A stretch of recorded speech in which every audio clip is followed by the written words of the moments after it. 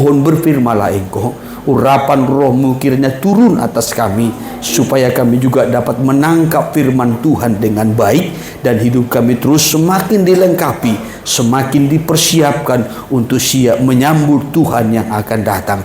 Terima kasih Bapa, terpujilah nama Tuhan. Di dalam nama Yesus kami sudah berdoa, kami ucapkan syukur, dan kami akan sambut firman Tuhan dengan sukacita. Haleluya. Amin. Puji Tuhan, saya persilahkan kembali duduk. Bapak Ibu Saudara sekalian yang saya kasihi dalam Kristus, puji nama Tuhan. Salam sejahtera dalam kasih Kristus bagi kita sekaliannya. Sidang jemaat Tuhan, Salam. Lebih sukacita lagi, Salam. Ya, puji Tuhan kalau Tuhan masih terus melimpahi kita dengan segala berkat, kebaikan, kemurahan Tuhan yang masih terus kita dapat nikmati sampai pada hari ini. Ya, puji Tuhan, kiranya segala pujian, penghormatan, syukur, dan kemuliaan bagi Dia, Raja di atas segala raja, Tuhan di atas segala Tuhan, yang oleh kasih rahmat-Nya kita boleh ada sebagaimana kita ada pada hari ini, dalam perlindungan, dalam pemeliharaan, dalam pertolongan Tuhan, saudaraku, sehingga kita boleh beribadah, kita boleh menyelenggarakan ibadah pelayanan ini, semua tentu berkat anugerah Tuhan. Ya, terima kasih juga bahkan buat seluruh jemaat Tuhan. Ya, kalau pada kemarin, Sabtu kemarin kita mengadakan acara pembaptisan air. Ya, terima kasih buat seluruh doa-doanya, ya, bahkan juga partisipasinya, sehingga saudara-saudari kita yang menggenapkan firman Allah soal pembaptisan air boleh terlaksana dengan baik atas pertolongan Tuhan, atas kemurahan Tuhan. Dan kami juga menyampaikan selamat, ya, hidup baru bagi seluruh umat Tuhan yang boleh yang menggenapkan firman-Nya mengenai pembaptisan air. Ya, saudara menjadi ciptaan baru, yang lama sudah berlalu, sesungguhnya yang baru sudah datang. Nama saudara tertulis kiranya dalam kitab kehidupan Allah di sorga yang kekal, sesuai dengan kebenaran firman Allah yang sudah kita dengar dan kita terima. Amin. Ya, puji Tuhan saudaraku, kita masih akan lanjutkan firman Tuhan di tengah-tengah ibadah kita. Ya, saya masih menyampaikan firman Tuhan masih mengenai Sion, saudaraku, di mana pada minggu yang lalu kita sudah melihat bagaimana Tuhan mengarahkan perhatiannya kepada Sion dan telah memilih Sion, bahkan disebutkan sebagai anak sulungnya. Tetapi pada kesempatan pagi siang hari ini saya memberikan temanya makin lama semakin kuat. Ini dikutip dari kitab Mazmur 84 dari ayat 1, ayat pertama sampai kepada ayatnya yang ke-8. Kalau di situ perikopnya adalah rindu kepada kediaman Allah. Ya, kerinduan pemazmur ini untuk masuk dan berdiam serta tinggal di kediaman Allah, atau di rumah Allah, ataupun di bait Allah. Saudara yang terkasih, yang punya kerinduan kepada kediaman Allah itu, maka nanti hasilnya makin lama semakin kuat. Ya, dari sinilah saya kutip tema ini bagi kita pada hari ini, supaya kiranya kita juga sidang jemaat Tuhan semakin lama mengikut Tuhan, semakin lama mengenal Tuhan, kiranya semakin kuat. Amin. Ya, dari Mazmur 84 kita boleh baca dari ayat pertama sampai kepada ayatnya yang ke-8. Demikian firman Tuhan. Iya. Betapa disenangi tempat kediaman-Mu, ya Tuhan semesta alam. Jiwaku hancur karena merindukan pelataran-pelataran Tuhan. Hatiku dan dagingku bersorak-sorai kepada Allah yang hidup. Terus. Bahkan burung pipit telah mendapat sebuah rumah, dan burung layang-layang sebuah sarang, tempat menaruh anak-anaknya pada mesbah-mesbah-Mu, ya Tuhan semesta alam. Iya. Ya Rajaku dan Allahku. Iya. Terus. Berbahagialah orang-orang yang diam di rumah-Mu, yang terus-menerus memuji-muji Engkau. Ya, terus. Berbahagialah manusia yang kekuatannya di dalam Engkau, Terus. yang berhasrat mengadakan ziarah. Ayat 7. Apabila melintasi lembah Baga, Ya. mereka membuatnya menjadi tempat yang bermata air. Terus. Bahkan hujan pada awal musim menyelubunginya dengan berkat. Ya, terus. Mereka berjalan makin lama makin kuat, Iya. hendak menghadap Allah di Iya. Sion. Mereka berjalan makin lama makin kuat, hendak menghadap Allah di Sion. Ya, kalau di situ perikopnya rindu kepada kediaman Allah. Dari sini sebenarnya kita bisa langsung tarik satu kesimpulan bahwasanya tempat kediaman Allah itu ada di Sion. Ya, tempat kediaman Allah itu ada di Sion. Pemazmur ini yang disebutkan dengan Bani Korah merindukan Sion ataupun tempat kediaman Allah ini, sehingga melakukan suatu perjalanan ya, menuju ke rumah Allah ataupun Sion. Perjalanan menuju ke rumah Allah inilah yang disebutkan dengan ziarah. Ya, yang walaupun mungkin di zaman kita sekarang ini ada banyak orang yang menafsirkan atau berpikiran kalau ziarah itu pergi ke kuburan. Tetapi Alkitab mencatat yang dimaksudkan dengan ziarah itu adalah suatu perjalanan, yaitu perjalanan ke rumah Tuhan. Ya, suatu perjalanan menuju ke bait Allah. Ya, jadi kalau dulu bait suci itu atau rumah Tuhan itu, ya saudaraku, itu berpusat di Sion ataupun Yerusalem. Maka orang-orang yang merantau atau orang-orang dari kota-kota lain, baik dari Galilea, dari wilayah Bethlehem, bahkan kota-kota yang lain yang ada di wilayah Kanaan atau di wilayah Israel, ketika mereka datang mengadakan ibadah, perjalanan ibadah ke Yerusalem, itulah yang disebutkan dengan ziarah. Ya, jadi kata ziarah itu jangan hanya ditafsirkan ia pergi ke kuburan mengenang orang-orang yang sudah mati, orang-orang yang kita cintai, tidak. Ya, bahkan juga sebagian ya saudaraku mengatakan ya ziarah itu pergi ke kota suci. Ya, apakah ke Yerusalem, ke Israel dan lain sebagainya. Tetapi saya mau sampaikan ziarah yang dimaksudkan oleh Alkitab adalah perjalanan ke rumah Tuhan. Ya, rumah Tuhan yang dimaksudkan di sini atau kediaman Allah tadi adalah Sion. Ya, Sion. Saudara yang terkasih, saya mau menyampaikan dulu tentang Sion ini supaya kita betul-betul mengerti, memahami apa yang dimaksudkan dengan Sion. Jangan nanti kita berpikir Sion itu apa? Gereja. Sion itu apa? Orang percaya. Kita harus memiliki, ya saudara, ayat Alkitabiahnya yang jelas supaya kita betul-betul memahami apa yang dimaksudkan dengan Sion. Kenapa Tuhan begitu cinta dengan Sion? Kenapa hati Tuhan begitu melekat dengan Sion? Tentu ini perlu kita pahami dengan baik. Nah, yang pertama, tujuan perjalanan di sini adalah Sion. Jelas ya? Ya, tujuan perjalanan itu adalah Sion. Sion itu adalah satu tempat yang telah dipilih oleh Tuhan menjadi tempat kediamannya, menjadi tempat kedudukannya, menjadi tempat perhentiannya. Tuhan berkata begini kepada bangsa Israel, baik pada zaman Musa maupun juga pada zaman Daud. Sekian lama aku mengembara di padang gurun bersama dengan orang Israel. Orang Israel mengembara 40 tahun di padang gurun, aku pun ikut mengembara di padang gurun, kata Tuhan. Tetapi Tuhan sudah memilih satu tempat menjadi tempat perhentiannya.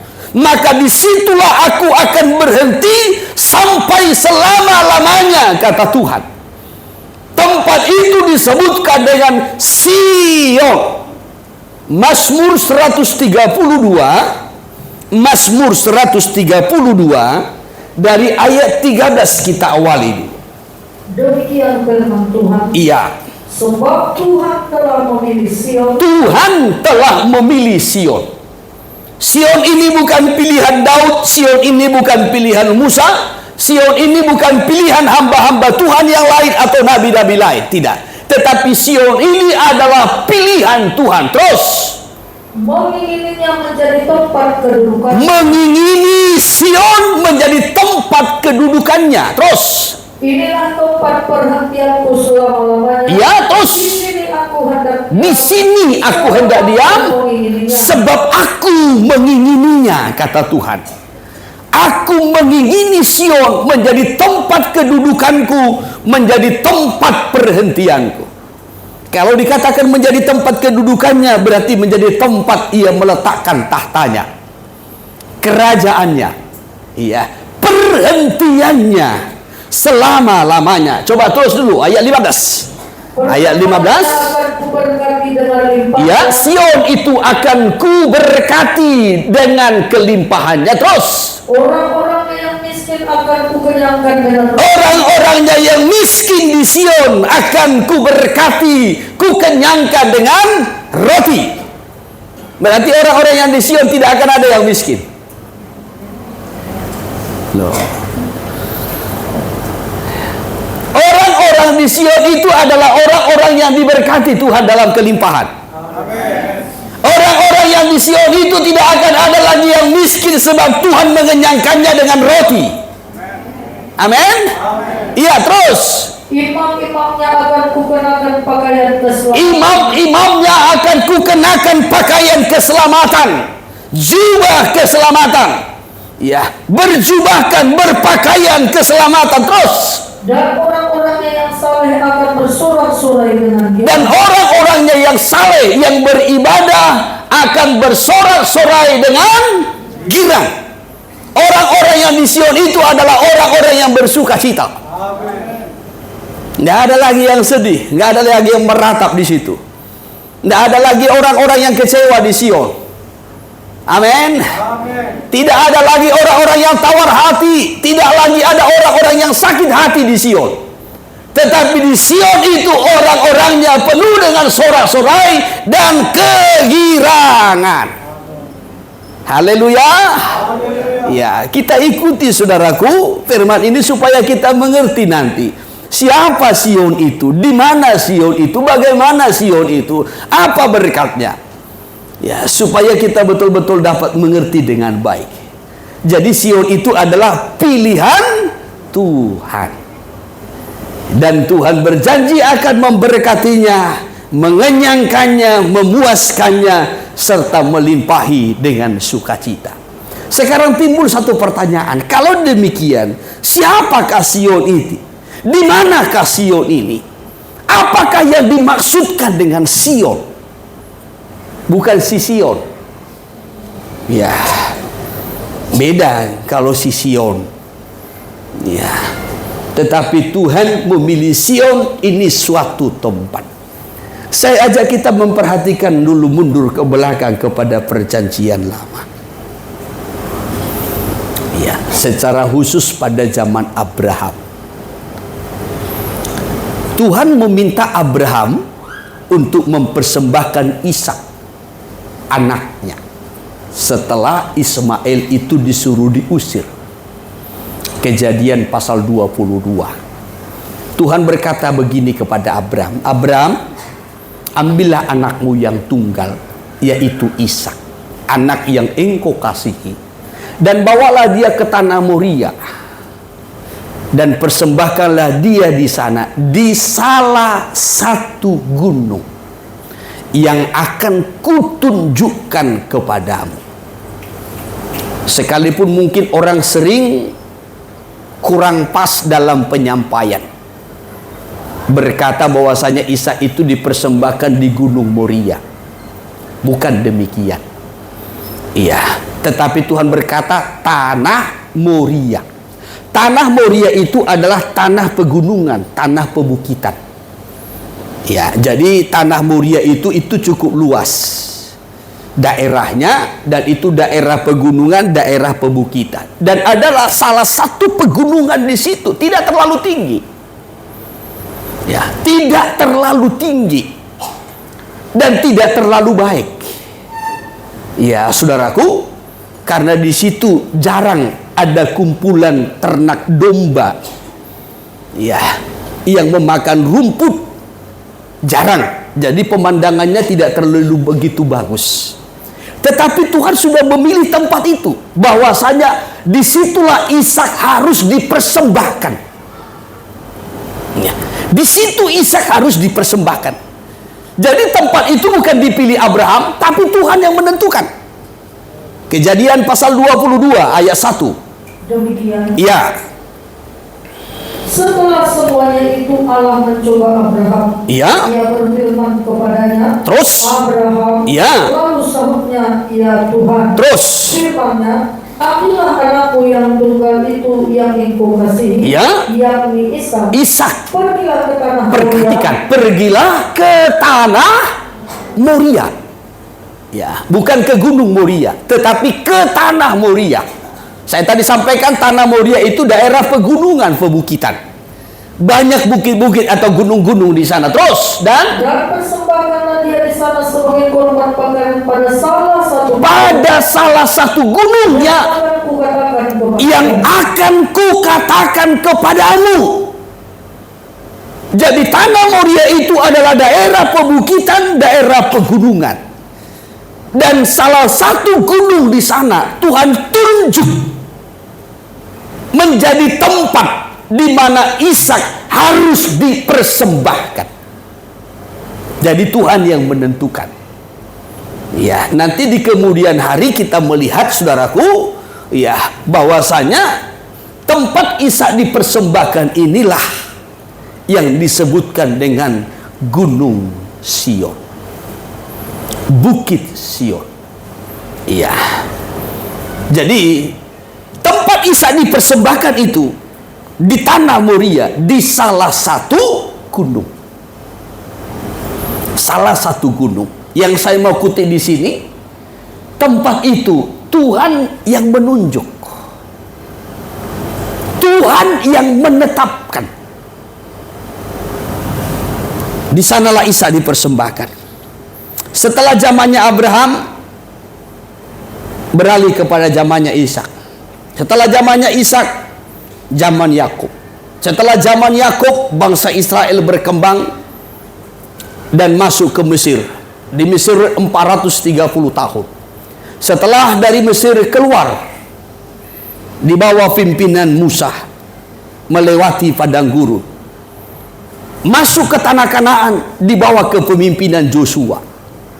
Setelah zaman Joshua, Israel masuk kepada zaman hakim-hakim, sekitar 300 tahun lebih.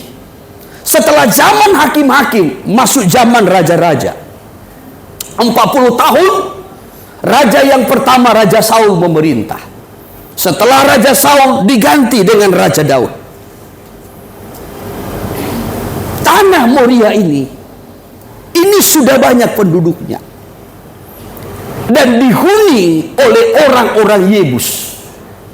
Lalu pada zaman Daud, ya, daerah ini direbut Daud. Ya, direbut Daud dari tangan orang Kanaan, penduduk tanah Kanaan, secara khusus suku Yebus.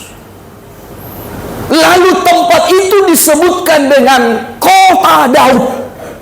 Itulah Sion, sama dengan Yerusalem. Ya, 2 Samuel pasal 5. 2 Samuel pasal 5, kita melihat dari ayatnya yang ke-6. 2 Samuel pasal 5 dari ayatnya yang ke-6. Demikian firman Tuhan. Ya. Daud merebut Yerusalem dan menetap di sana. Ya. Lalu raja dan orang-orangnya pergi ke Yerusalem. Pergi ke Yerusalem terus menyerang orang Yebus, penduduk negeri itu. Jadi wilayah Yerusalem ataupun Sion itu dulu dihuni oleh orang-orang Yebus. Ingat ya, orang Yebus. Itu penduduk asli tanah Kanaan. Ya, lalu Daud menaklukkannya. Mereka itu berkata kepada Daud, terus, "Engkau tidak sanggup masuk kemari. Ya. Orang-orang buta dan orang-orang timpang akan mengenyahkan engkau." Ya, terus. Maksud mereka, Daud tidak sanggup masuk kemari. Orang-orang Yebus menganggap sepele dengan Daud. Dianggap hina, dianggap rendah. Daud, engkau tidak akan mampu masuk kemari. Kalau engkau berusaha masuk kemari, maka orang-orang buta, orang timpang saja cukup melawan engkau. Ya, begitu direndahkan. Tetapi saudara lihat, Tuhan mengangkat Daud. Tuhan memakai Daud. Seperti halnya dengan Sion. Sion itu awalnya direndahkan. Sion itu awalnya bagaikan tidak bernilai. Sion itu bagaikan tidak berharga. Tetapi Tuhan mengangkat Sion. Tuhan memilih Sion serta menetapkan Sion menjadi tempat kedudukannya. Itulah yang membuat Sion itu menjadi ternama. Haleluya. Ya, maka dalam Mazmur 132 itu Sion dengan Daud itu disejajarkan. Sama-sama dihina, sama-sama direndahkan, sama-sama dianggap tidak berpotensi. Tapi kalau Tuhan sudah mengangkat, maka semua akan terhormat. Haleluya. Ya, ini kalau kita bicara tentang Sion. Ya, mari coba kita lanjutkan dulu ayat 7. Tetapi Daud merebut kubu pertahanan Sion. Ya, yaitu kota Daud. Jadi Daud merebut Sion, dan Sion itu disebutkan dengan kota Daud. Itulah Yerusalem. Jelas ya? Ayat itu si hamu do. Dan lo jadi pemerjami dah betong lagi tu si. Ya, bisa ditangkap? Iya. Jadi tadi di awal dalam kitab Kejadian, daerah itu di mana Tuhan sudah menunjuk, di sanalah akan dipersembahkan Ishak oleh Abraham.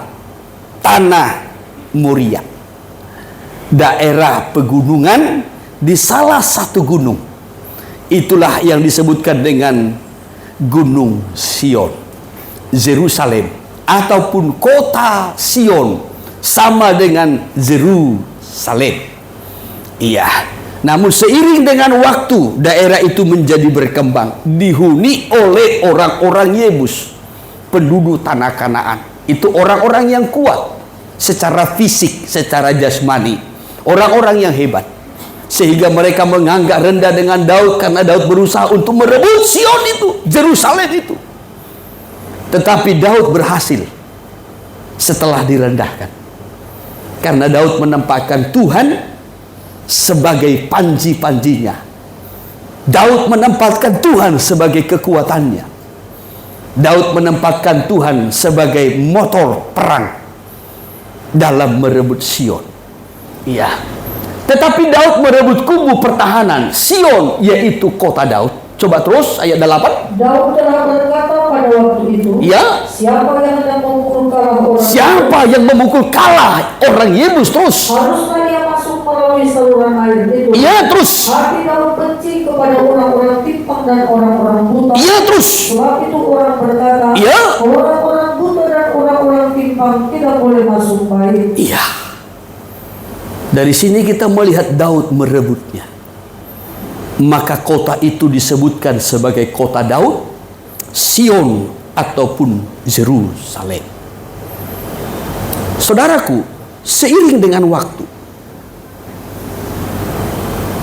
Daud menempatkan pusat kerajaannya di Sion. Lalu ia membangun istananya di sana, di Sion. Dan kerajaan Daud terus semakin berkembang dan semakin kuat. Tapi suatu waktu Daud salah ketika ia menghitung jumlah rakyat Israel dan pasukannya tanpa membawa korban setengah sikap. Sehingga Tuhan menghukum. Dan Tuhan menghadapkan kepada Daud 3 hukuman. Pilih Daud, apakah engkau memilih kelaparan atau dikejar-kejar musuhmu, atau penyakit sampar, kata Tuhan. Lalu Daud berkata, biarlah aku jatuh ke dalam tangan Tuhan. Biarlah Tuhan yang menentukan hukuman. Lalu Tuhan hantam, Tuhan hukum dengan penyakit sampar selama 3 hari. Ya, setelah itu Nabi Gad datang kepada Daud dan berkata, kata Tuhan, Daud, persembahkanlah korban, buatlah mezbah di tempat pengirikan Arauna orang Yebus itu. Orang Yebus, yaitu Sion. Ya, Sion, supaya tulah berhenti. Buatlah mezbah, buatlah di situ ibadah supaya Tuhan hadir, sehingga tulah berhenti. Jadi kalau mau tulah berhenti, penghukuman mau berhenti, akibat dosa mau berhenti, di situ harus ada mezbah. Di situ harus ada ibadah yang melambangkan kehadiran Tuhan. Amin. Iya, saudara yang terkasih, Abraham membuat mezbah untuk mempersembahkan Ishak, dan di situ Tuhan hadir, sehingga Abraham menamai tempat itu Tuhan menyediakan. Daud harus membuat mezbah supaya Tuhan hadir di situ, lalu tulah berhenti, hukuman berhenti, sebagai tanda kehadiran Tuhan. Kitab Samuel, mari kita perhatikan sebentar. 2 Samuel 24, boleh dari ayatnya yang ke-18 ya. Demikian firman Tuhan. Ya. Mezbah didirikan dekat Yerusalem, tulah berhenti. Ya, di mana Yerusalem. Lalu tulah berhenti. Ya, pada hari itu. Hari itu datanglah Gad kepada Daud dan berkata kepadanya, Ya. pergilah, Ya. dirikanlah mezbah bagi Tuhan di tempat pengirikan Arauna orang Yebus. Ya, hai Daud, pergilah, dirikanlah mezbah bagi Tuhan. Di mana tempatnya? Di tempat pengirikan Arauna orang Yebus itu. Ya, orang Yebus, yaitu tempat yang tadinya direbut oleh Daud. Dinamai tempat itu Sion, kota Daud, Yerusalem. Jadi tempat ini, tempat mendirikan mezbah ini, bukan ditetapkan oleh Daud, bukan. Dan bukan Gad, bukan Nabi Gad. Bukan. Nabi Gad menyampaikan pesan Allah. Karena Gad itu adalah seorang nabi. Jadi dia harus menyampaikan apa yang sepenuhnya Tuhan firmankan. Jadi tempat pengirikan Arauna ini, orang Yebus ini, tempat mezbah itu didirikan, dibangun, itu adalah Tuhan yang menunjukkannya. Sama seperti tempat Ishak dipersembahkan, Tuhan yang menunjukkannya. Saudara yang terkasih, disinilah Tuhan menampakkan diri kepada Daud. Di situ Tuhan memperlihatkan diri kepada Daud, bahwasanya disitulah juga bait suci harus dibangun. Tetapi Tuhan tidak mengizinkan Daud membangun bait suci, karena Daud terlalu banyak berperang. Lalu Tuhan berkata kepada Daud, bukan engkau, tetapi anakmu. Anakmu Salomo, dialah yang akan mendirikan bagiku bait suci di Yerusalem, di Sion, di tempat pengirikan Arauna. Ya, atau dalam terjemahan baru atau terjemahan firman Allah yang hidup. Coba kita langsung saja kepada kitab Tawarik, 2 Tawarik 3 ayat 1. 2 Tawarik 3 ayat 1. Demikian firman Tuhan. Ya, Salomo mendirikan bait suci. ya, di mana didirikan bait suci ini? Ya, Salomo mulai mendirikan rumah Tuhan di Yerusalem di Gunung Moria. di mana? Salomo mulai mendirikan rumah Tuhan di Yerusalem Iya.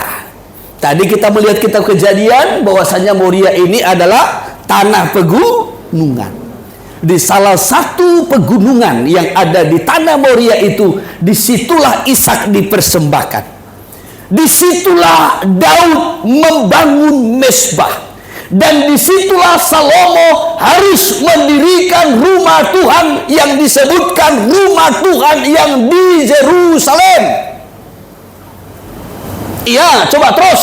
Di mana Tuhan menampakkan diri. Di mana Tuhan menampakkan diri kepada Daud ayahnya, ayah Salomo. Terus. Di tempat yang ditetapkan Daud. Di tempat yang ditetapkan Daud, Orang-orang Yerusalem. yakni di tempat pengirikan Ornan atau Arauna. Saudara boleh lihat nanti dalam terjemahan firman Allah yang hidup, itu dikatakan Arauna sama dengan Ornan, orang Yebus itu.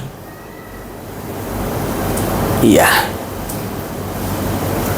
Jadi dari ayat-ayat yang sudah kita ikuti tadi, di mana Ishak itu dipersembahkan, di sana Daud membangun mezbah, di sana juga Salomo membangun rumah Tuhan, bait suci yang di Yerusalem dikatakan, yaitu di tempat pengirikan Ornan atau Arauna orang Yebus itu. Ya, itu disebut dengan Sion. Jadi bicara tentang Sion, ini bicara tentang di mana bait suci didirikan, di mana rumah Tuhan didirikan. Kalau di situ bait suci, berarti di situ ibadah. Kalau di situ ibadah atau bait suci, berarti di situ Tuhan hadir. Haleluya, haleluya. Hal yang pertama yang perlu kita mengerti, Sion itu adalah tempat yang dipilih oleh Tuhan. Tempat yang dipilih oleh Tuhan. Ya. Sion adalah tempat yang dipilih oleh Tuhan. Menjadi tempat kediamannya, menjadi tempat kedudukannya ataupun perhentiannya selama-lamanya. Ya. Sebab Sion itu adalah tempat di mana bait suci dibangun. Ibadah ataupun kehadiran Tuhan. Saudara yang terkasih, kehadiran Tuhan di dalam bait-Nya ini sangat penting sekali. Kehadiran Tuhan di dalam bait-Nya ini sangat penting sekali. Yang walaupun kalau kita melihat Gunung Sion itu sebenarnya tidak terlalu begitu bagus, tidak terlalu begitu tinggi dibandingkan gunung-gunung yang lain. Ya. Tetapi Sion sudah dipilih Tuhan. Berbeda dengan gunung-gunung lain. Di Gunung Sinai, Tuhan juga pernah hadir.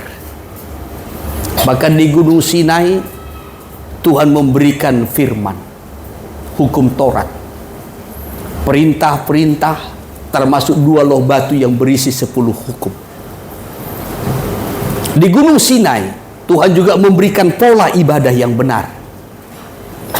Dan ketika Tuhan hadir di Gunung Sinai, tempat itu goncang. Sampai itu diulang, dicatat dalam Ibrani pasalnya yang ke-12 ayat 26. Ketika Tuhan hadir di Gunung Sinai, tempat itu bergoncang. Begitu dahsyatnya. Tetapi saudara tahu, di Gunung Sinai, di kaki Gunung Sinai, umat Tuhan menyembah berhala. terima firman, mengerti ibadah yang benar, tapi masih terlibat penyembahan berhala. Maka Tuhan tidak memilih Sinai menjadi tempat kedudukannya, tetapi Tuhan memilih Sion, ya, mengingininya. Walaupun mungkin gunung-gunung yang lain lebih tinggi dari gunung Sion, walaupun mungkin gunung-gunung lain lebih hebat dari gunung Sion, tetapi Tuhan sudah memilih Sion menjadi tempat kedudukannya. Mungkin gunung-gunung lain bangga, bahkan menyombongkan diri terhadap Sion, tetapi Sion sudah dipilih Tuhan menjadi tempat kedudukannya. Nah, kita beralih kepada perkembangannya. Jangan memandang gunung itu hanya dolok-dolok. Haleluya. Ya, jadi jangan memandang gunung itu hanya bukit-bukit. Ya. Sekarang kita masuk kepada Mazmur 87. Mazmur 87.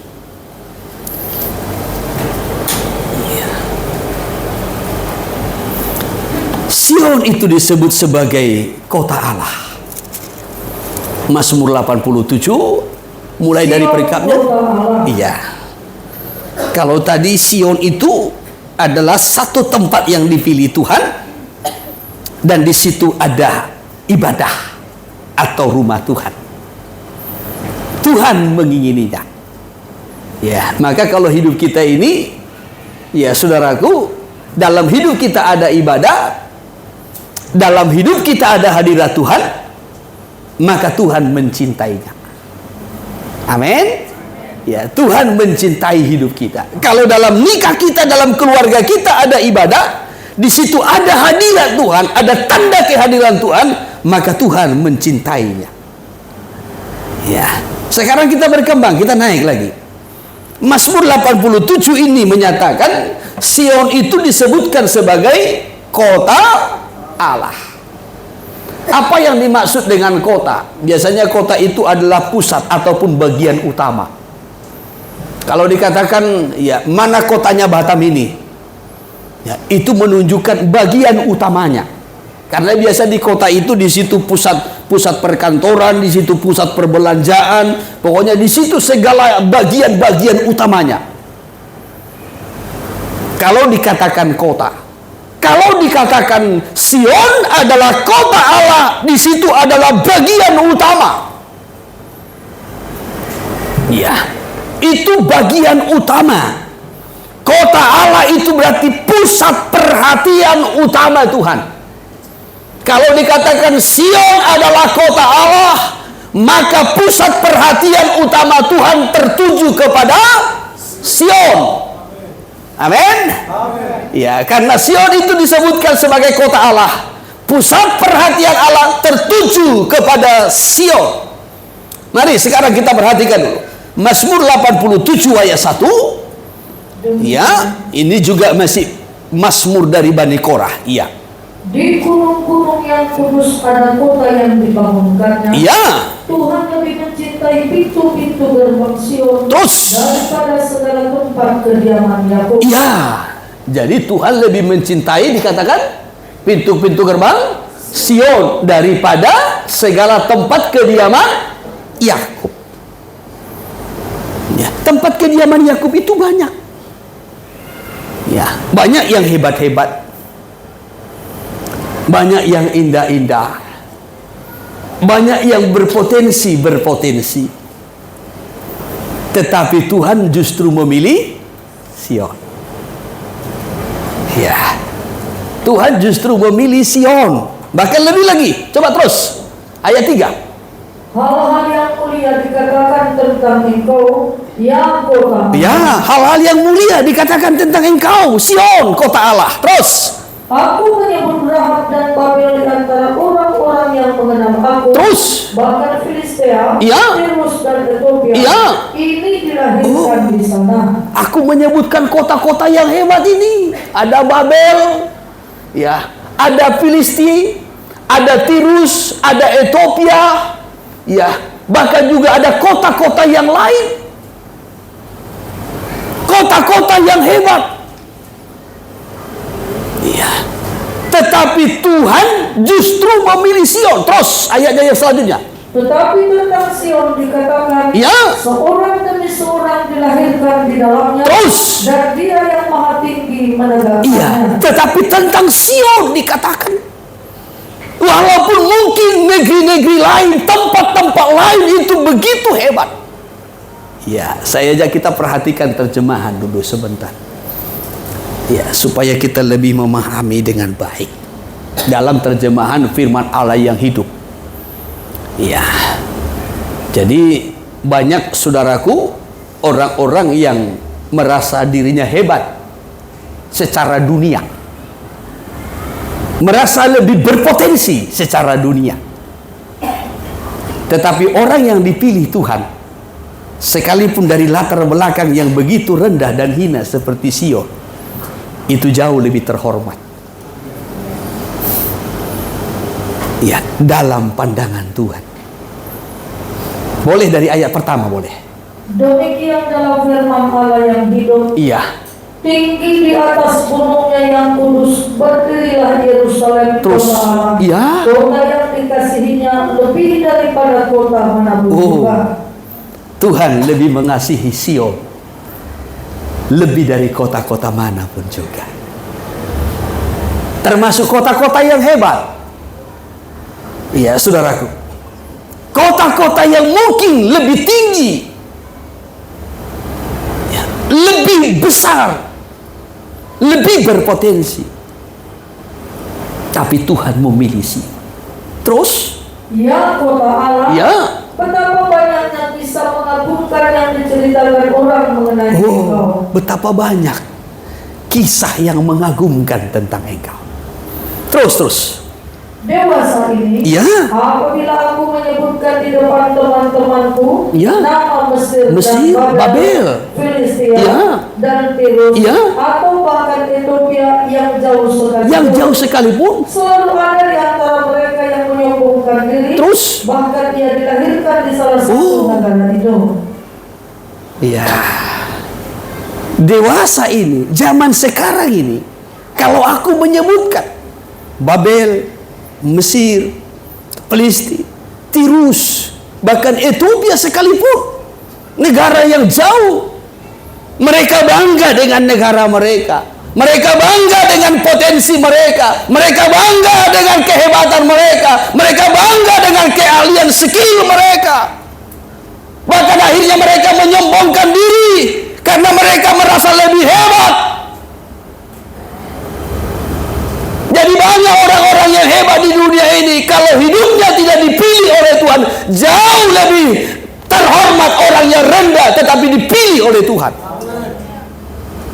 Amin. Maka walaupun latar belakang saudara mungkin orang-orang yang direndahkan, orang-orang yang tidak diperhitungkan, tetapi kalau hidupmu menjadi orang-orang yang dipilih Tuhan seperti Sion, engkau jauh lebih terhormat dari orang-orang yang tinggi, yang besar, yang dibanggakan di tengah-tengah dunia ini. Maka jangan ada yang merasa kecil hati. Tetapi pastikan dalam diri kita, kita adalah orang pilihan Tuhan, sama seperti Sion. Amin. Haleluya. Iya. Iya. Ini orang-orang yang hebat.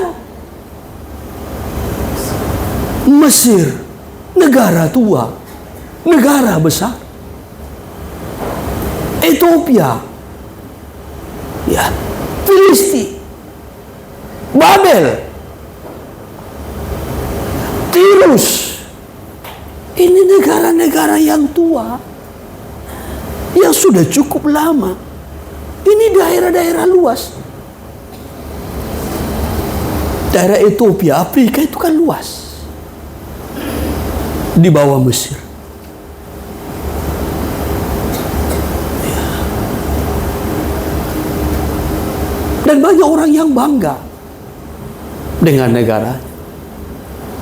Penduduk Mesir bangga dengan negaranya yang bisa membangun piramid, Ya, bisa membuat mayat tidak busuk. Bangga. Punya sejarah. Pernah penguasa dunia pada zaman Yusuf. Semua orang datang ke Mesir untuk membeli gandum. Dan seterusnya. Ada banyak hal yang dibanggakan. Negara-negara yang cukup kaya, termasuk Babel, Babilonia, Irak, Baghdad, sekarang ini negara minyak. Ya, bangga dengan apa yang dimiliki. Tetapi dikatakan, tetapi pada suatu waktu nanti, iya, kehormatan yang terbesar ialah menjadi pribumi Yerusalem. Menjadi pribumi penduduk Yerusalem. Itulah Sion. Ya, dikatakan begini, tetapi pada suatu waktu nanti, kehormatan yang terbesar ialah menjadi Bani Sion, menjadi penduduk Yerusalem. Penduduk Yerusalem itu dikatakan Bani Sion. Hai Bani Sion,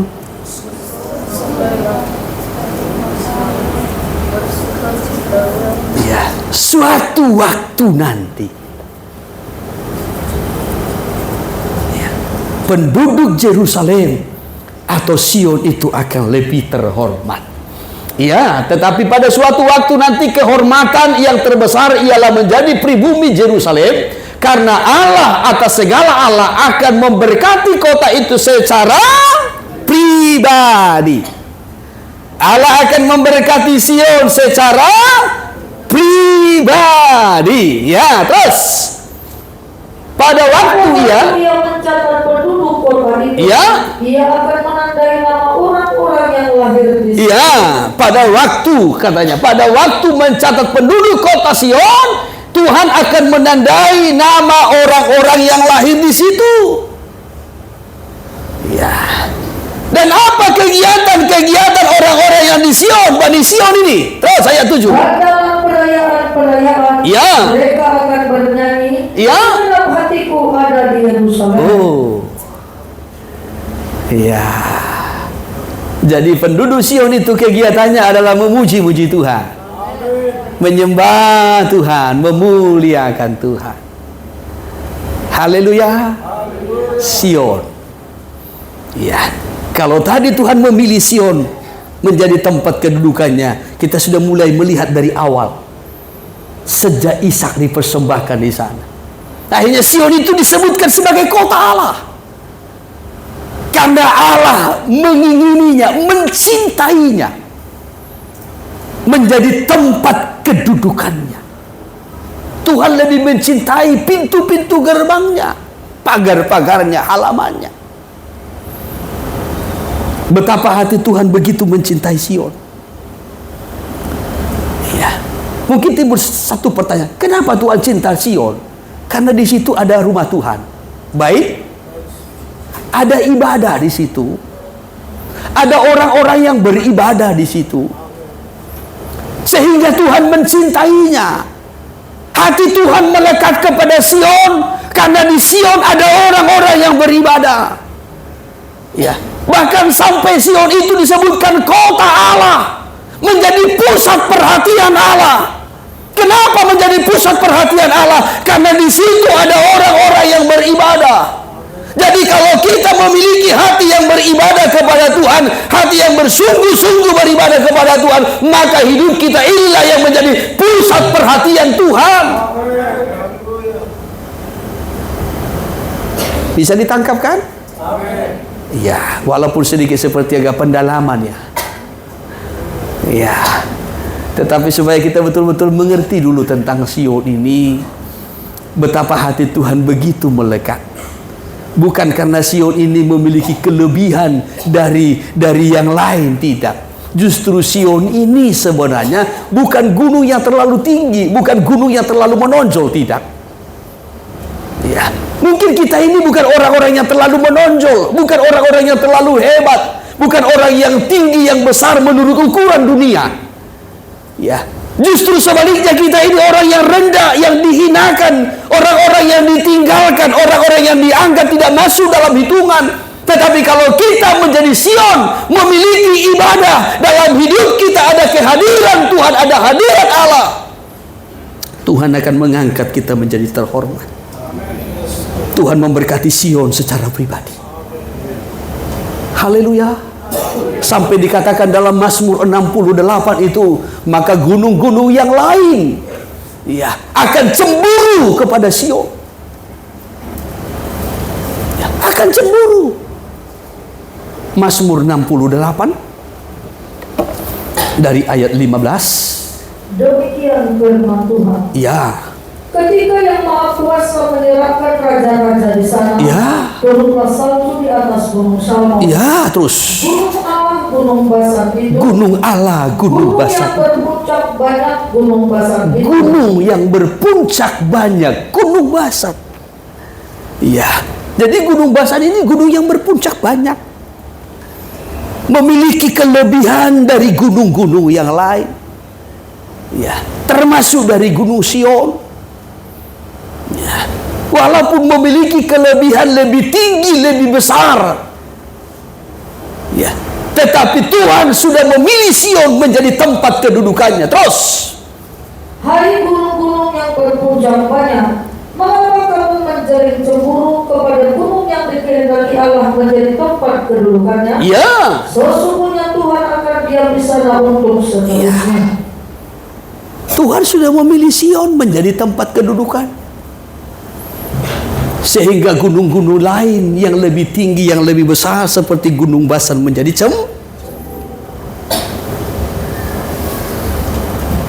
ya, saudaraku, saya mau sampaikan, lebih terhormat hidup dalam kekudusan dibandingkan menjadi tinggi dan besar menurut ukuran dunia.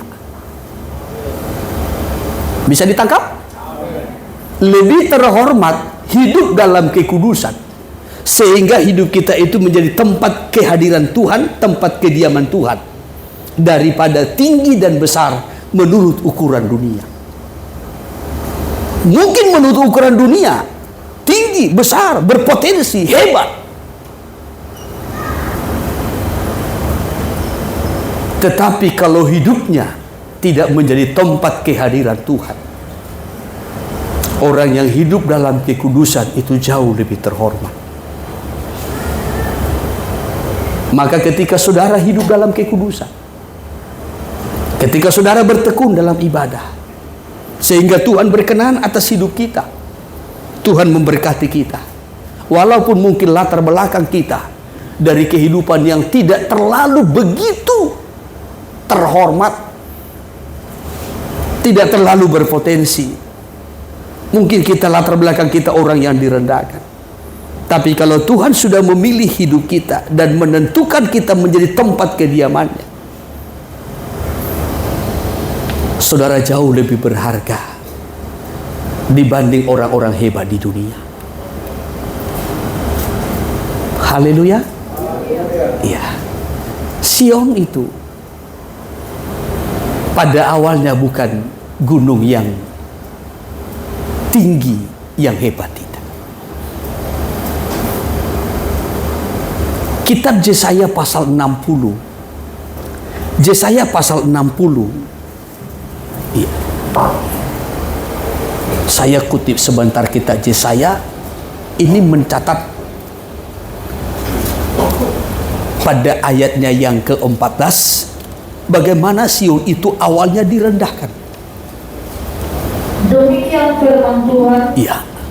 Anak-anak orang-orang yang menindas engkau akan datang kepadamu dan tunduk. Terus, dan semua orang yang menista engkau akan sujud menyembah telapak ya, kakimu. menista engkau. Ini ditujukan kepada siapa? Perikopnya? Kemuliaan Sion yang akan datang. Ya. Ini ditujukan Tuhan kepada Sion. Jadi dikatakan Sion itu anak-anak orang-orang yang menindas engkau akan datang kepadamu dan tunduk. Dari sini kita melihat bahwasanya Sion itu pernah ditindas. Iya, bahkan dan semua orang yang menista engkau akan sujud menyembah telapak kakimu. Berarti Sion itu pernah dinista, direndahkan, dihina. Terus mereka akan menyebutkan engkau akan disebut kota Tuhan, Sion, milik yang maha kudus Allah, milik yang maha kudus Allah Israel. Ya, karena engkau dulu pernah dihina, engkau dulu pernah direndahkan, engkau dulu pernah dianggap sepele, katanya terus ayat 15. Sebagai ganti keadaanmu dahulu. Ya, terus. Ketika engkau ditinggalkan. Dulu engkau ditinggalkan. Dibenci dan tidak disinggahi seorang pun. Terus. Sekarang aku akan membuat engkau menjadi kebanggaan abadi. Iya. Menjadi kegerangan Tuhan. Aku membuat engkau menjadi kebanggaan abadi. Haleluya. Kalau engkau pernah ditinggalkan teman-temanmu karena ibadahmu, ditinggalkan keluargamu karena ibadahmu, jangan tawar hati. Kalau engkau pernah ditinggalkan karena melakukan firman Allah, lepas dari berhala-berhala, jangan tawar hati. Tuhan akan menjadikan engkau menjadi kegirangan abadi. Itu janji Tuhan terhadap Sion. Walau Sion pernah direndahkan, Sion pernah dihinakan, Sion pernah ditinggalkan, tetapi karena Sion sudah menjadi pilihan Tuhan, karena di situ ada ibadah, di situ ada rumah Tuhan, di situ ada bait Allah, Tuhan mengangkat Sion terhormat.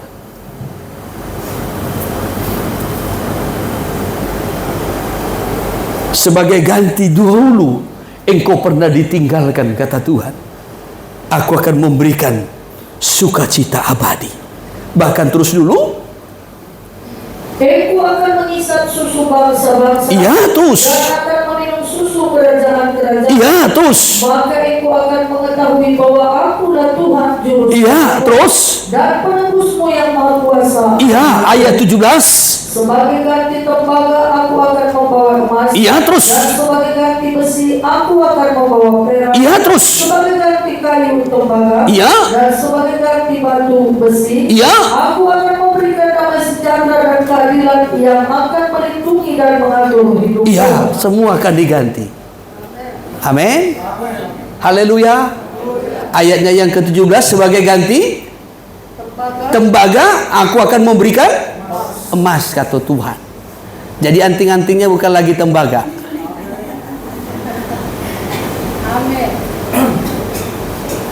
Haleluya.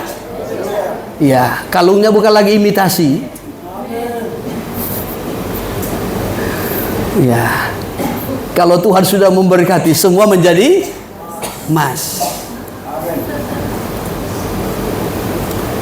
Ya. Paling sedikit perak. Ini kan janji Tuhan kepada Sion. Ya. Kepada misbah, kepada bait suci, kepada tempat kediaman Tuhan. Ya. Siapa bait sucinya? Dalam perjanjian baru kan bait suci menunjuk kepada saya dan saudara. Gereja, orang-orang percaya. Tidak tahukah kamu bahwasanya tubuhmu itu adalah bait suci, tempat kediaman Allah di dalam roh. Ya.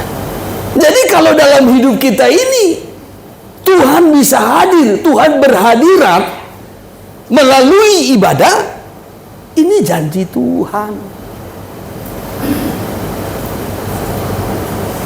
Ya, Tuhan akan ganti semua. Kalau selama ini saudara pakai perak, pakai tembaga saja sudah bangga, pakai imitasi saja sudah bangga, di Natal ini Tuhan ganti semua jadi emas.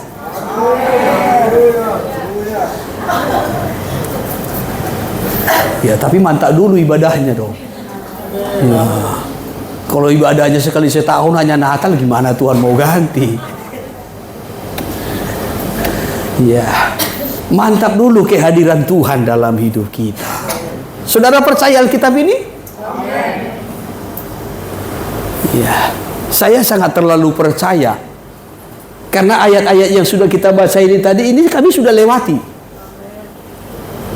Ditinggalkan sudah, ditolak sudah.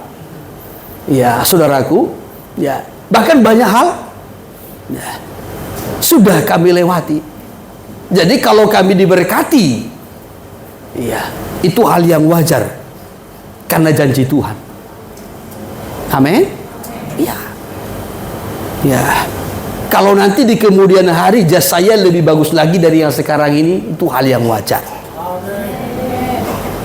Ya, jas saudara pun kalau lebih bagus itu hal yang wajar. Ya, itu janji Tuhan. Ya, aku akan mengganti, kata Tuhan. Iya, bahkan terus dulu. Tidak akan ada lagi kabar tentang perbuatan kekerasan di negerimu. Ya, terus. Tentang kebinasaan atau keruntuhan di daerahmu. Ya, terus. Aku akan menyebutkan tembokmu selamat. Iya. Dan pintu-pintu gerbangmu putih. Iya, 19 matahari. Bagimu matahari tidak lagi menjadi penerang pada siang hari. Terus. Dan cahaya bulan tidak lagi memberi terang pada malam hari. Iya. Tetapi Tuhan akan menjadi penerang abadi bagimu. Iya, terus. Dan Allahmu akan menjadi keagungan. Iya, ayat 20, bagimu. Bagimu akan ada matahari yang tidak pernah terbenam. Terus. Dan bulan yang tidak surut. Iya. Sebab Tuhan akan menjadi penerang abadi bagimu. Iya. Dan hari-hari perkabunganmu akan berakhir. Ya. Jadi hidup kita itu akan diterangi Tuhan. Dengan kata lain, kita akan terus berjalan dalam terang Tuhan, sehingga tidak akan tersandung dan tidak akan tersesat. Karena Tuhan sudah menerangi. Ayat 21, perhatikan intinya. Pendudukmu semuanya orang-orang benar. Penduduk Sion itu semuanya orang-orang benar. Nah, ini yang membuat Tuhan cinta. Ya, maka hati Tuhan betul-betul tertuju kepada Sion. Pendudukmu semua orang-orang benar. Terus. Mereka memiliki negeri untuk selama-lamanya. Iya, terus. Mereka sebagai cangkukan yang kutanam sendiri. Iya. Untuk memperlihatkan keagungan. Iya, mereka adalah cangkokan. Iya, yang kutanam sendiri untuk memperlihatkan keagunganku. Iya, tanaman Tuhan cabang asli sebenarnya adalah Israel. Tetapi kita ini adalah tunas liar, saudaraku, di mana kita dicangkokkan kepada pohon zaitun, kepada Kristus Yesus. Ya, sehingga kita dapat menikmati berkat-berkatnya. Amin. Ya, terus. Yang paling kecil akan menjadi kaum yang besar. Terus. Dan yang paling lemah akan menjadi bangsa yang kuat. Iya, terus. Aku Tuhan akan melaksanakannya dengan segera pada waktunya. Iya, aku Tuhan akan melaksanakan segera pada waktunya. Yang kecil akan menjadi besar, yang lemah akan menjadi kuat. Ya, kenapa menjadi kuat? Karena arah perjalanannya adalah ke Sion. Ya, sekali lagi, kenapa menjadi kuat? Karena arah perjalanannya menuju ke Sion. Berhasrat mengadakan ziarah. Ya, mengadakan perjalanan ke Sion, ke rumah Allah. Kalau dalam Mazmur 84 tadi, dalam mengadakan ziarah ke rumah Allah, dalam mengadakan ibadah itu dengan hasrat, dengan kerinduan, dengan semangat. Itu yang menarik perhatian Tuhan, kecintaan Tuhan. Jadi ibadah itu bukan karena terpaksa, bukan karena didorong-dorong, tetapi ibadah itu lahir dari hasrat. Ya. Sehingga Tuhan memberkatinya. Kalau ibadah itu dilakukan dengan hasrat, ada sukacita dalam ibadah, ada berkat dalam ibadah. Karena itu dilakukan dengan hasrat, dengan suatu kerinduan. Ya, bukan dengan terpaksa. Nah, kembali kita perhatikan. Sion itu disebutkan sebagai kota Allah. Maka di dalam perjanjian baru pun itu diulang kembali. Saudara mungkin masih ingat dan menjadi ayat yang sangat penting bagi kita. Dalam kitab Ibrani 12 ayat 22. Kamu sudah datang ke bukit Sion, ke kota Allah yang hidup, Yerusalem. Ya, Yerusalem. Ya. Kalau ke sana arah kita, tujuan kita, maka kita menjadi kuat, menjadi bergairah. Karena Tuhan yang menjadi pengharapan dan kekuatan kita. Berbeda kalau tujuan kita yang lain. Kitab Yesaya pasal 40 mencatat begini. Orang-orang muda akan menjadi lemah dan lesu. Ya, menjadi lemah dan lesu. Kenapa mereka menjadi lemah dan lesu? Karena tujuannya bukan ke Sion. Pandangannya tidak ke Sion, tetapi pandangannya itu ke Babel. Ada dalam pembuangan. Ya, saya kutip kitab Yesaya sebentar. Yesaya pasal yang ke-40. Yesaya pasal yang ke-40. Ya, kalau di situ perikopnya keselamatan untuk bangsa yang di dalam pembuangan. Ya, berita kelepasan. Ya, jadi ketika bangsa Israel ada dalam pembuangan di Babel, mereka hanya memandang Babel. Mereka hanya memandang kondisi mereka, keadaan mereka. Dan itu akan membuat mereka menjadi lemah. Seperti halnya dengan kita. Kalau kita hanya melihat sekeliling kita, kondisi kita, masalah kita, pergumulan kita, itu akan membuat kita lemah dan tawar hati. Ya, saudara kalau hanya memandang melihat masalahmu, masalah ekonomi lah, masalah anak lah, membesarkan anak lah, menyekolahkan anak lah, masalah keluarga lah, masalah ini. Saudara hanya memandang masalahmu, saudara akan lemah, akan tawar hati. Ya. Maka minggu yang lalu kita melihat firman Tuhan, biarlah dari jauh engkau melihat dan mengingat Sion, Yerusalem. Biar itu timbul kembali dalam hatimu. Ya. Jadi dalam Yesaya pasal yang ke-40 ini, kepada orang-orang yang berada dalam pembuangan di Babel, diberitakanlah berita kelepasan.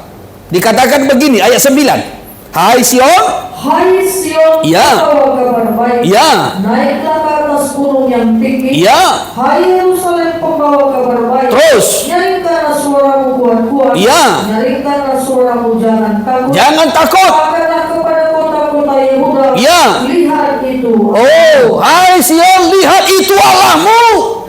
Sekalipun engkau dalam pembuangan, lihat itu Allahmu. Dia raja, dia gembala. Coba terus, ayat 10, lihat. Lihat itu Tuhan Allah. Terus. Dia datang dengan kekuatan dan dengan tangannya dia berkuasa. Iya. Lihat mereka yang menjadi upah jeripayah yang ada bersama-sama dia. Iya, terus. Dan mereka yang diperolehnya berjalan di hadapan. Ayat 11 seperti seorang gembala ia menggembalakan kawanan ternaknya. Terus. Dan menghimpunkannya dengan tangannya. Iya, terus. Anak-anak domba dipangkut. Iya. Induk-induk domba dituntunnya dengan hati. Iya, tetapi apa kata Sion? Ayat 27, lepas saja. Mengapakah engkau berkata demikian, hai Yakub? Iya. Dan berkata begini, hai Israel? Terus. Hidupku tersembunyi dari Tuhan. Hidupku dan aku tidak diperhatikan. Tersembunyi dari Tuhan. Aku tidak diperhatikan Tuhan. Tuhan tidak memperhatikan hidupku. Tuhan tidak peduli kepada aku.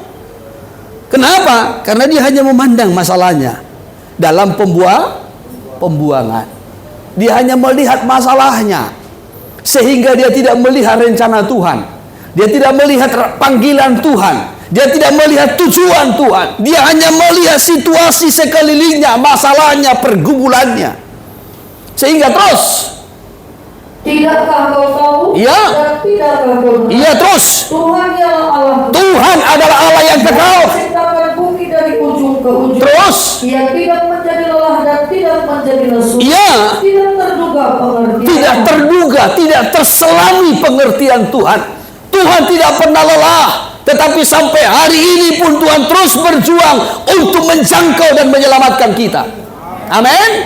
Terus. Dia memberi kekuatan kepada yang lelah. Terus. Dan menambah semangat kepada yang tiada. Tuhan memberi kekuatan bagi yang lemah. Dia berikan semangat bagi yang tidak berdaya. Tetapi orang-orang muda, katanya, terus. Orang-orang muda menjadi lelah dan lesu. Terus. Dan teruna-teruna jatuh Iya. tersungkur. Tetapi orang kalau tidak memandang kepada Tuhan, tidak menjadi tempat kehadiran Tuhan hidupnya, walaupun dia seperti orang-orang muda, orang-orang yang kuat, orang-orang yang hebat, orang-orang yang berpotensi, bisa menjadi lemah. Ya, bisa menjadi lemah. Ya, tetapi orang-orang yang berharap kepada Tuhan, yang mengandalkan Tuhan, yang menanti-nantikan Tuhan. Ayat selanjutnya. Tetapi orang-orang yang menanti-nantikan Tuhan mendapat kekuatan baru. Terus. Mereka seumpama raja wali yang naik terbang dengan kekuatan sayap. Iya, terus. Mereka berlari dan tidak menjadi lesu. Iya. Mereka berjalan dan tidak menjadi Iya. lemah. Siapa yang tidak akan lemah? Orang-orang yang menanti-nantikan Tuhan. Arti menanti di sini berharap. Ya, berharap. Saudara nanti boleh lihat juga dalam terjemahan firman Allah yang hidup, yang dimaksudkan menanti-nantikan Tuhan di sini, yang berharap kepada Tuhan. Kalau masih ada harapan, kita pasti akan menanti. Ya kan? Saudara menunggu seseorang karena saudara masih berharap dia akan datang. Tapi kalau saudara tidak lagi berharap dia datang, ada nala robe, tak tinggal homma. Berangkatlah bus ke pantai air nanti. Ya, karena tidak ada lagi harapan, dia akan datang. Tapi kalau masih ada harapan, kita tunggu, kita nanti. Kalau kita masih berharap kepada Tuhan, kita akan menunggu pertolongan Tuhan. Kita akan menunggu tangan Tuhan terulur untuk menjangkau kita, untuk menyelamatkan kita. Kenapa tidak lemah? Karena masih berharap kepada Tuhan. Karena masih menantikan Tuhan. Haleluya. Oleh sebab itulah dia bergairah menuju ke Sion. Sekalipun melewati lembah air mata, lembah air mata pun dia akan buat itu menjadi tempat yang bermata air. Kembali saya ikuti sedikit lagi. Kitab Mazmur 84 tadi. Kitab Mazmur 84. Ya. Ayatnya yang ke-6, berbahagialah manusia yang kekuatannya di dalam engkau, yang berhasrat mengadakan ziarah, yaitu perjalanan ke rumah Tuhan. Ayat 7. Apabila melintasi lembah Baga, Terus. mereka membuatnya menjadi tempat yang bermata air. Iya. Bahkan hujan pada awal musim Iya. menyelubunginya dengan berkat. Iya. Jadi kalau orang berharap kepada Tuhan, penderitaan pun itu menjadi sumber berkat.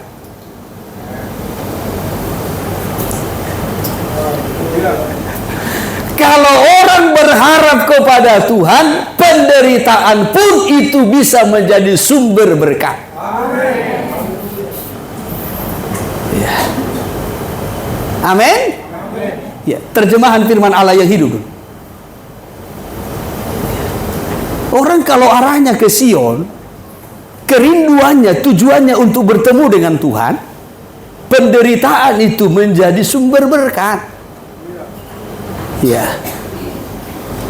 Mana ini ayat 7 tadi? Terjemahan firman Allah ini. Demikian, Pada waktu mereka berjalan melalui lembah ratapan, tangisan, rura pertangisan. Iya, terus Lembah itu akan berubah menjadi tempat mata air. Tempat mata air. Dengan kolam-kolam yang penuh berkah. Kolam-kolam yang penuh. Turunnya hujan. Kolam-kolam yang penuh. Kolam-kolam yang penuh. Bukan kolam lele ini, bukan. Kolam-kolam yang penuh. Padahal yang dilewati adalah lembah ratapan, tangisan, penderitaan. Oleh sebab itu tadi saya sampaikan, kalau arah pandangannya ke Sion, Tuhan yang menjadi harapannya, penderitaan pun bisa menjadi sumber berkat, kolam berkat. Tanggap kan? Iya.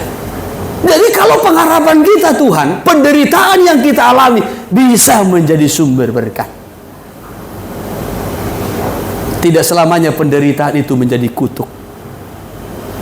Tidak selamanya penderitaan itu menjadi kehancuran, menjadi kebinasaan, tidak. Orang yang berharap kepada Tuhan, penderitaan yang dia alami bisa menjadi sumber berkat. Sehingga kita makin lama makin kuat. Makin lama makin kuat. Karena Tuhan yang kita harapkan, Tuhan yang kita andalkan akan memberikan semangat yang baru, kekuatan yang baru, sehingga kita berjalan terus sampai ke Sion. Makin lama semakin kuat. Tuhan memberkati. Saya batasi firman-Nya sampai di sini. Kiranya Roh Kudus menolong kita untuk mengerti.